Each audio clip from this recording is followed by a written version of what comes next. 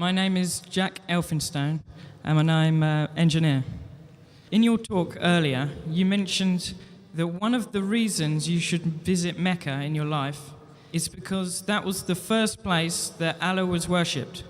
But we know that Allah was worshipped long before, where in Adam, Noah, and Moses, and many prophets worshipped Allah.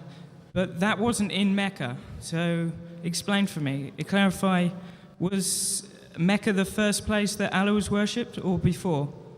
The brother asked a very good question, that it's mentioned in the Bible and also mentioned in the Quran. The Bible says, blessed are those people who visit the valley of Bakka, that is Mecca. And the Quran says in Surah Al-Imran, chapter 3, verse 96, that the first place of worship was Makkah. The brother asked the question that there were many prophets who came before Prophet Muhammad, peace be upon him. You know, Moses, Jesus, Abraham, Adam, peace be upon them. So how can Mecca be the first place? Brother, Prophet Muhammad, peace be upon him, he was not the first messenger. He was the last and final messenger. And Mecca was there much before. It was not the sacred place after Prophet Muhammad was born, peace be upon him. It was earlier. Makkah was a sacred place of worship much before. It's mentioned in the Quran that Abraham, peace be upon him, he rebuilt along with his son, Ishmael.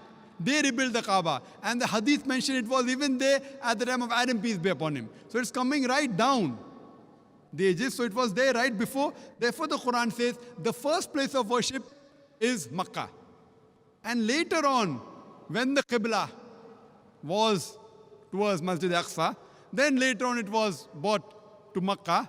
But the first earlier place of worship was Makkah. Then it came back to Makkah. Hope that answers the question.